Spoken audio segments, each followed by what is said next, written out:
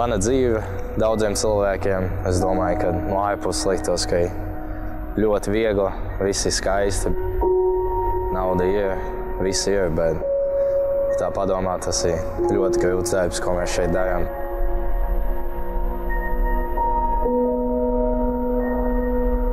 Tas ķermenis, prāts, viss tiešām uzņem ļoti lielu spēku zaudējumu, tā kā tas viss ir izlīdzināts.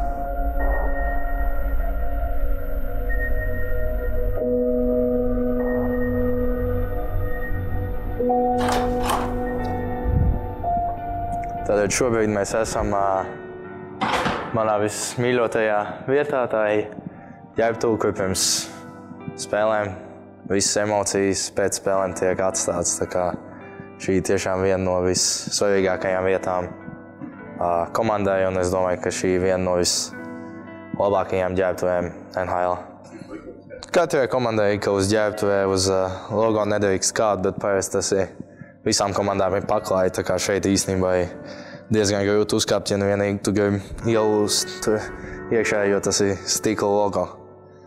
Protams, ka sots arī, kā Gudļovskis teica, tad arī pienāks sots, ja uzkāpt. Šeit ir mūsu dakteru istaba, kur neviens īsti negrib uzturēties, bet parasti starp periodiem šeit es atpūšos. Tas ir masieru galds, jaunajiem īsti nav atļauts tur būt. Kāpēc nav atļauts? Parasti vecākie paņem pirmie, un tad īsti nepietiek laika jaunajiem. Šeit sākās mūsu treniņu zāle ar riteņiem, skrejceļiem, varam iet tālāk. Es esmu viens no tiem, kas vairāk pie štangas ir, tas ir vairāk tur iekšā. Man tie skriešanas nepatīk, arī riteņi īsti nepatīk. Kā es parasti esmu šeit vai tur. Mums ir iPad katram spēlētājiem vai būt iPads. Tad mēs varam ieiet savā iPadā, apstīties, kas mums šodien jādara. Šī man vismīļākā vieta.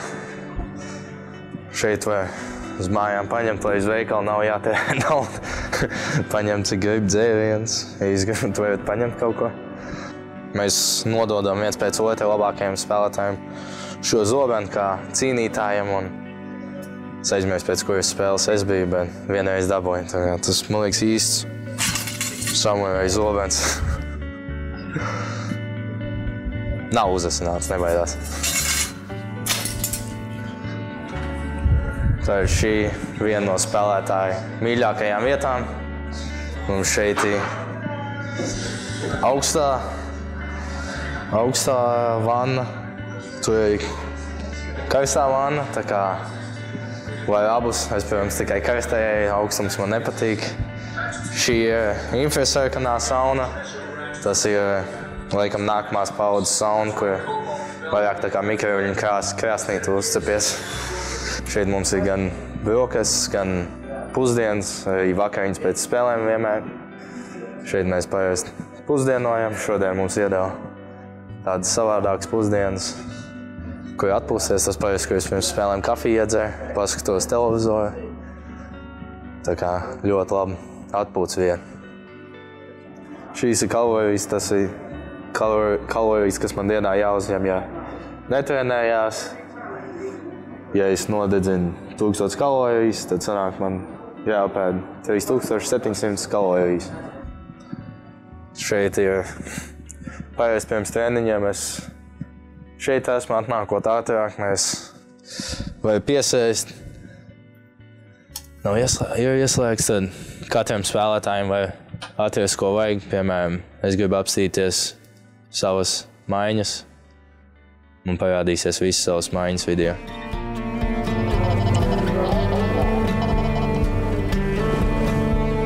Pēc pusotras stundas garā un intensīvā treniņa Zemgus dodas atpūsties.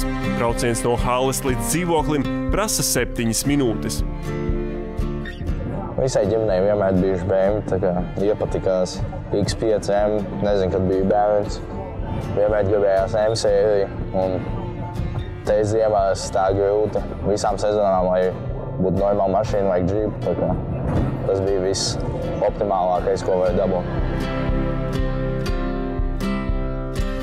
Laukos, kad bijām pavisam maziņi jau, mums atļauj tā kā pabraukt.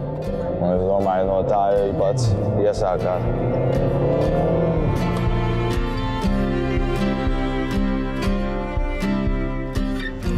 Vecs trešās sērijas bērns. Par to mums atļauj laukos braukāt, tad citreiz izbraukt viens pats ar viņu, kad bija mazāks. Un paraļot pa laukiem. Būt par hokejistu Amerikā ir patīkami. Šad un tad ir dažādas privilēģijas. Galdiņu restorānā tas visu laiku var panākt ļaudām.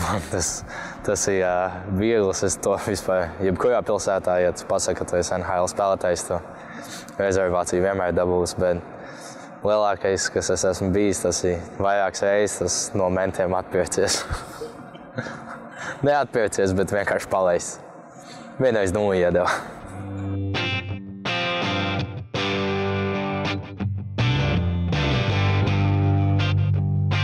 Mans dienas grafiks spēļu dienai diezgan vienkārši no rīta. Atbraucu pārēt brokastis, paslidoju 20 minūtes, eju mājā paguļ, nāku uz spēli un tādas īstas speciāls lietas, ko dara nav.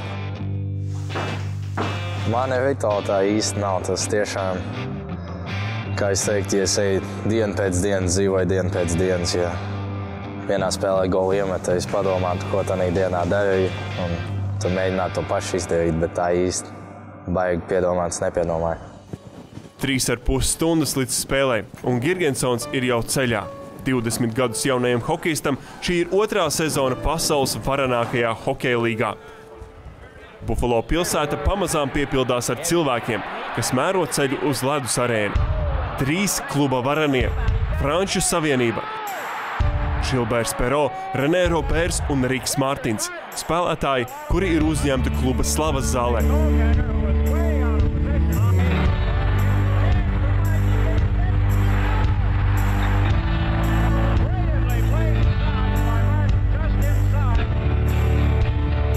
Mūsu laiku izcilākais kluba spēlētājs ir Dominiks Hašeks, leģendārais dominators.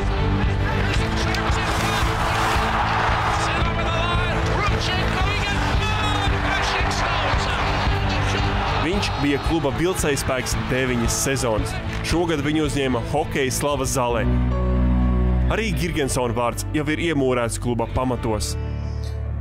Kāds ir Buffalo klubs? Sāksim ar to, ka sportu šeit ārkārtīgi ciena. Šeit ciena komandas, kuras ir darbrūķu komandas. Nevis lielus meistarus un super izpildītājs. Tā kā šī komanda zināmā mērā, lai ar ko citu nerunātu, Zemgusam ir īsti piemērota. Viņa spēle šeit ārkārtīgi ciena. Līdzjūtēji pilsēta.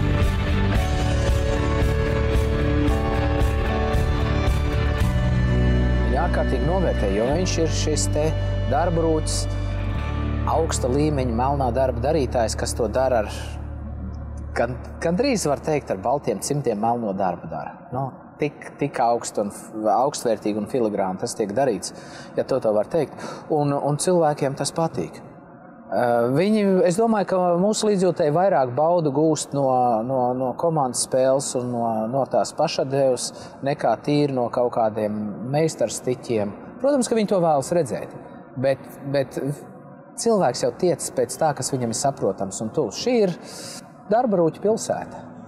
Viņa nav elitāra pilsēta. Līdz ar to viņiem arī tie elitārie cilvēki var patikt, bet viņi būs drusku svešādi. Šie te darbarūķi un izcili izpildītāji, kas ar savu darbu un ar savu spēju ieguldīt visu to, kas mums iekšā ir, ar to spēju pasniegt visu laukumā, viņi principā ļoti piesaista un vienkārši pievelk publiku. Tā kā viņam noteikti ir šī vieta ļoti piemērota. Protams, Zemgusam var būt dažādas, pašam par to domas, vai ne? Kur būtu vislabāk, visforšāk, bet katrā gadījumā šeit viņš ir novērtēts pilnībā. Pusstundu līdz spēles sākumam līdzjutēji meklēja komandas suvenīrus. Pieprasītākā prece ir ar numuru 28. He's our best player right now. It seems as though that it's Gergeson. There is a player called Coletta, but he's a local boy. He's Buffalo, so a lot of people like the Buffalo local. And how much one costs? Normally 197. Tonight there's a sale, so it comes down to 146. Mans krēkls droši vien maksā $200. Tas daudz vai maz? Nu, es domāju, ka tas ir diezgan daudz.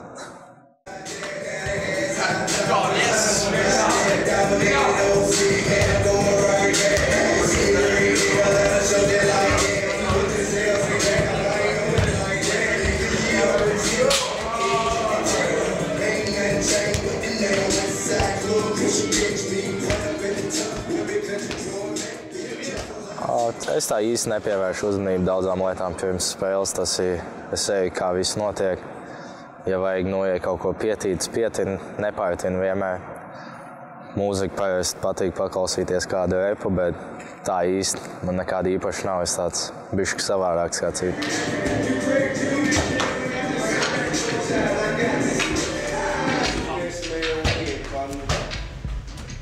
Ir puiši, kas katru dienu dara vienu un to pašu, un pirms spēlēm pārtinu visu 4 nulles, un es tā, ja vajag vienu, tad vienu pārtinu.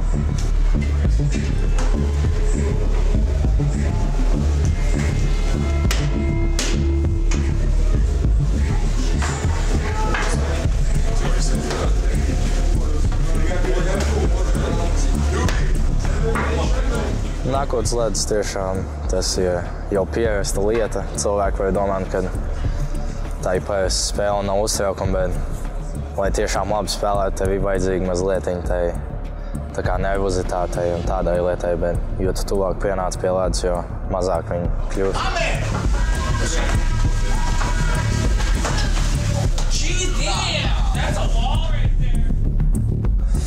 My pregame routine is go through it in my head. I'm going to put out number 1 line, number 2 line, number 3, number 4, number 2, number 3, number 1. It's kind of like playing a math test in your head. So there's a lot of things that go through your head. It's like a race car driver. You put on the brakes, you put on the clutch, you put the brakes, you know the turn. So you picture it inside your head in order before the game starts. Labu laiku pirms cīņas Girgensona ģimene ir sēdvietās. Viņi hokeju skatās ne tikai ar līdzjutēju acīm, bet arī vērtējot un analizējot. Man šī publika patīk daudz labāk nekā Rīgā, varētu teikt, jo viņi skatās hokeju, un šīs emocijas ir pareizajos attiecīgajos brīžos. Komanda tiek uzmundrināta, bet pamatā cilvēks skatās spēli. Rīgā vairāk mēs fanojam, tomēr mums vairāk šis troksnis, ja šeit šis troksnis tiek sadalīts.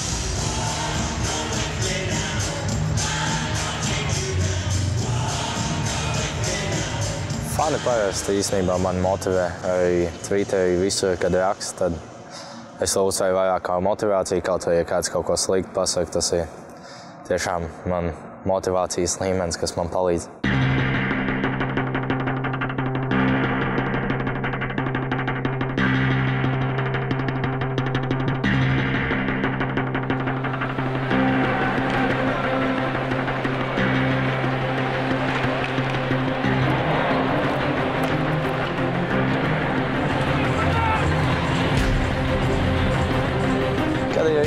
Tas šķirms neieciet, tas ir viens, ko principā šeit ir jāmācās, vienmēr jābūt vecai galvai vienalga, kas lai notiek.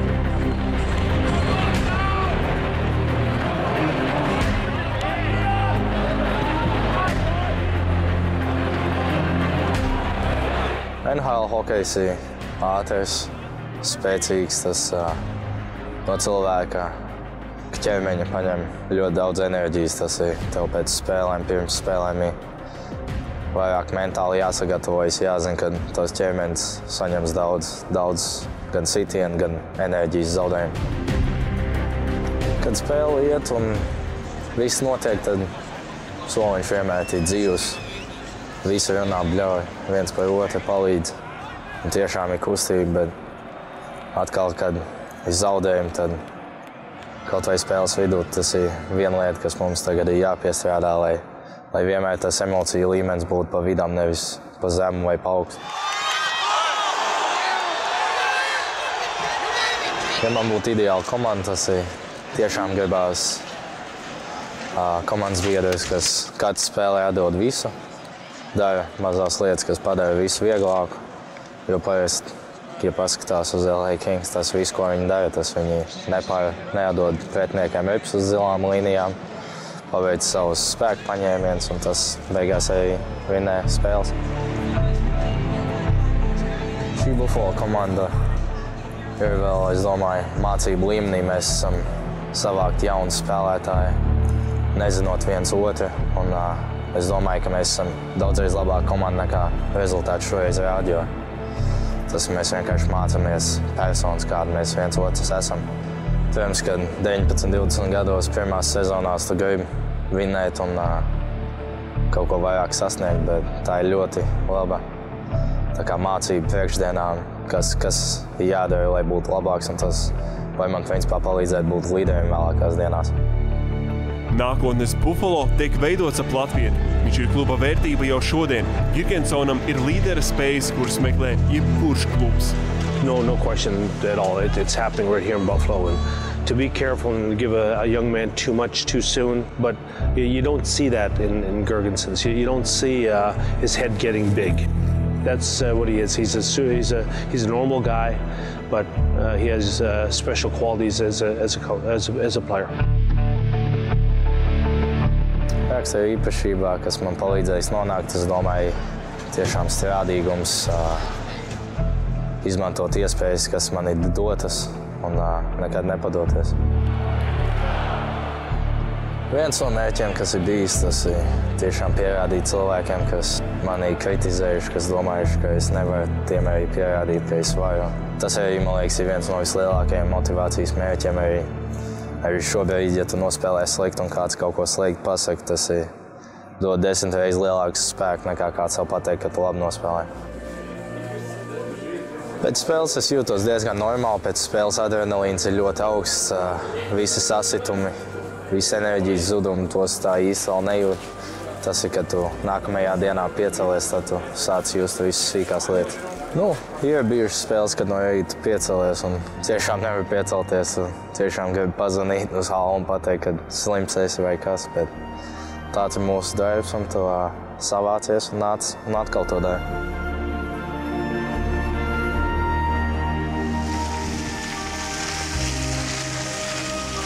Viņam ir viss, viņš ir radīts tam, lai viņš kļūtu par kapteini, jo tas, ko viņš rāda, tādam ir jābūt kapteinim. Viņš vēl ir jauns, vēl ir vokālās spējas, vēl ir, protams, jāpilnveido, bet tas nenāk uzreiz, tas arī prasa laiku. Viņš būs pietiekoši stabils punktu guvējs, viņš būs izcils aizsardzības spēlētājs.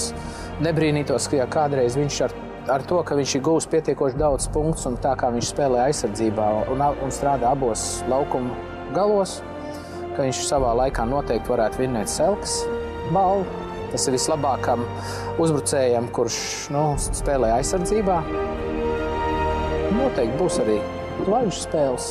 Ja viss turpināsies tā, kā tas līdz šim ir gājis, viņam vajadzētu būt, viņam pie tā ir jāstrādā. Ja viņš strādās, kā līdz šim viņš strādājis, tad tas viss būs, tas tikai laika jautājums. Mans mērķis, protams, kad ir viens lielais mērķis, ko principā cilvēkam būtu jāiztiec, un tas ir tāls mērķis, tas būtu Stanley Kauss, bet lai cilvēks būtu motivēts, es domāju, ka katrai dienai jābūt savam mērķim. Piemēram, šodien iznākot treniņā, mērķis bija sākumā vairākums, tā kā mans mērķis bija būt labākam tur, varat priekšā, un katrā dienā tev jāuzstāda maza motivācijas līmeni. Es gribētos ļoti ilgu karjeru tieši šeit. Tas ir grūti izdarāms, bet ir cilvēki, kas to izdarījuši. Tā kā es domāju, tas būtu mans mērķis, vienkārši būt ilgi Buffalo.